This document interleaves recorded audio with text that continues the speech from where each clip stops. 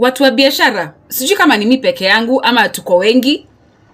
Ushaifanya biashara umepewa na pastor. How did it go? Mulimalizana vizuri na ukalipwa tu vizuri without problems, ama mlivurutania pesa at the end? Because me from my experience, how my pastor and even the stories I've had, when it comes to payment to service providers, pastors are just like the government. Before ulipwe mzungushane hata mfike kwa polisi juu ya pesa. Na pastor amekukuta kwa kazi yako. Si umeenda kumtafuta, ni amekuja kakutafuta, umfanyie kazi. For me, I've been doing curtain business for over 10 years. And let me tell you, my experience with pastors. Mi ilifika mahali nikasema mimi hapana mambo ya pastor. Pastor akikuja, I usually refer them. I'll refer them. Unless maybe nilipe pesa yangu the full amount up front. Which pastors never do anyway. But it's better just to refer. Urefer mtu uende ushonewe na uko. Me, I do curtain business. But let me tell you, when it comes to pastors, ile pesa nimeingia hasara juu ya mapasta. I learned it the hard way. Doing work for a pastor is just like the government. If you get paid, it's the mercy of God. It's the grace of God. Ama mvurutane, upigane na huo pastor, ukimtukana. And you know, when you try to challenge them, they say, kwani ogopi mafuta? Kwani ogopi the anointing of the Lord? That's what they say. And it's money that they owe you. This is not money that you're supposed to give as a tithe or as an offering. It is business. Umeenda kwa kufanya biashara. Na pastor ile pesa mwelewana akulipe, hataki kukulipa. Let me tell you one of my stories. One day I was approached by a foreman of a mjengo for a certain building. The owner of the building was a pastor from US, but when the foreman came, hakuniambia huyu ni pastor. Aliambia tu ni mteja anataka curtains. So mimi nikaenda nikapima, mteja alikuwa the pastor was actually abroad. Nikampigia, tukafanya quotation, nikamtumia na email. Quotation ilikuwa inakuja 266,000 kufanya nyumba yote. Nikamtumia quotation. So when he came, huo pastor, let me tell you, mtu mwenye ni, you know, most pastors, and I say this intentionally, most pastors, they are doing church as business. They are doing church as conmen to make themselves very rich. But one thing I've observed and learned about people who are conmen, people who are swindlers, people who are thieves, is that thieves, conmen, swindlers, they don't like to be cheated. Hawatakangi kudanganywa, hawatakangi kuibiwa. So they're very skeptical. Let me give you an example. Unaona mtu kama Zakayo.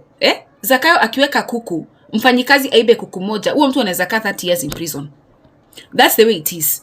Somebody who goes around conning people and stealing from people, when they meet somebody who's trying to steal from them or who's trying to swindle them, they become so scared and they'll take extreme measures completely. Because they are also thieves. They also know how that thing works. Yeah? So mtu mwizi atakangi kuibiwa. That's something I've come to observe. So, jamaa amekuja, nimemfanyia quotation na 266,000.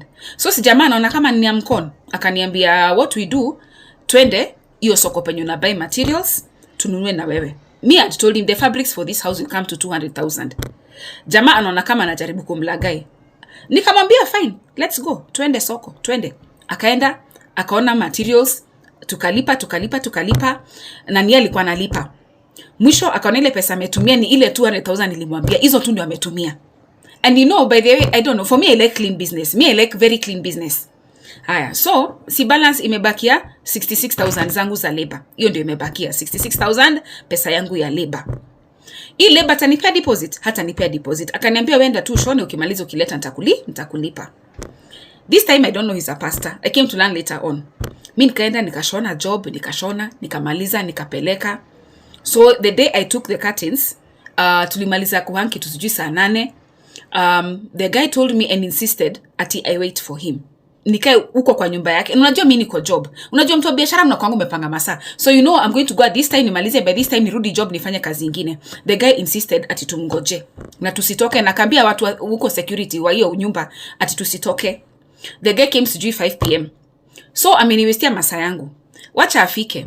You know, the guy asked me to take a tape measure ati tupime na ile quotation kama dirisha moja kutumesema 6 meters, tukuje kwa hiyo kitambaa tupime tuone kama ni 6 meters. I was like fine, me I'm a clean deal, me I miss yebiangi mtu material, me I know if I tell you this is 12 meters, what I've put for you is that 12 meters. Huwa siyebi mtu material. So the guy went akapima window, tukapima naye window by window, akiconfirm that what I wrote in the quotation and the materials he bought is actually what is on the windows. Tuka confirm. Yeah, me with my other clients hatunanga your problem, because you see it's based on trust. And again, me I believe in doing clean business. Nikikwambia nimekuwekea 100% gather, hiyo ndo nitakuwekea. But you see this guy, he's not trusting, unaona, because these fake pastors wanakwanga watu maswindler. Na by the way, let me describe this pastor. By the way, alikuwa anakam Nigeria. Unajua leo amefry nywele, hata akiongea yani anajibeba kama Nigeria kabisa. It's like sawa. Tukapima nyumba yote, akaona sijamwibia hata mita moja ya material, hakuna kitu nimemwibia. So si anafaa nilipe. Akaniambia ati niende atanilipa. We mi kwa ujinga zangu, imagine I left, nikatoka, sikulipwa. So mwenye alinisaidia kupata hiyo pesa ni foreman. Huo foreman mwenye aliniconnect na huo pastor, because there's the foreman who came I was approached by the foreman. Foreman ndio aliniambia, mzee akienda majuu kama hujalipwa hautailipwa. Nikamwambia is flying out on this day, please fuatana na hiyo pesa yako. So mimi nilikuwa za simu. Nampigia. You know, the guys zingine hata ananikatia simu yangu. I'm wondering what is it. Mwisho he was supposed to fly out on a Monday. So hiyo Sunday nikapigiwa simu. Hiyo time nilikuwa nimeenda job ingine Kitengela. Nimeenda Kitengela. So the guy calls me, is like, "Ati come for your money." I'm like, "Why don't you send it to M-Pesa?" He's like, "No, come for it in cash." I'm like, "I'm in Kitengela. Today is Sunday." He's telling me, "If you don't come pick it today, tomorrow I'm flying out and I'll go with your money." I'm like, "What?" Anyway, nikaita my relative, nikamwambia ende hiyo pesa. Aya, my relatives, okay, people were not available, so ilibidi nitume mfanyikazi ende hiyo pesa. Anyway, mfanyikazi aliendea. Unfortunately, me even the people I employ ni watu waaminifu, so nikaletewa do kufungua pesa na kutani 50,000. 16,000 hakuna. So nikamuuliza, I called him back, I asked him, "Where is my 16,000? The guy is like, "But you know, akanizungusha, but the bottom line of what he was saying is, you are a young girl." I think ali investigate, akajua I'm not a married person na sinanga mtoto. So kaona aninyoe 16,000. 16,000. Nakwambia iliniwa. Unajua materials za 200,000. You know how much sweat and work you do into, yani, na unajua niko na wafanyikazi nalipa, niko na duka ninalipa, kuna cost nimeinka kufanya hiyo kazi, because I have to pay the tailors to do the job. Alafu mwisho akuja aninyoe 1000 zangu 16. Isipokuwa ni wokovu. Huyo mzee ningemtukana, and by the way, it's today. Me think that time bad lonely kwa ile kitu ya ati attach not the anointed, what is a man of God, nini. And you see, that's what they take advantage of, such that they are able to get away with it. So just like that, 1000 zangu 16 zilipotea. And you know, by the way, rent yangu ya duka ilikuwa 17k. Na hii pesa nyingine ilikuwa inafaa kunilipia costs zangu, because there are costs you incur when doing the job. Sasa anyway, ilienda hivyo, but I learned the hard way. Biashara ya pasta ni kama biashara ya serikali. Getting paid is a miracle. Mtavurutana, mtukanane, and these pastors take advantage of the fact that you will touch not the anointed. Unasikia watu wengine, me have had stories about, you do a job for a pastor, tuseme balance yako ni 100,000, anakuja nakata 10,000, anakwambia hiyo ni tithe ametoa on your behalf ndio usirogwe. Na ukiuliza maswali, anakwambia touch not the anointed. Why are you paying me less 10,000? I'm not your member. If I was to tithe, I was not tithe to you. But unakuja unanikata pesa. Siku nyingine pasta mwingine akakuja kwa duka akidai hizi makateni za madhabahu. Mimi nilikata. Nilimwambia, "Please endo shone gedhora hizo tushonangi hapa." I told him, and it's not like I can't do it. I just told him endo shone kwingine.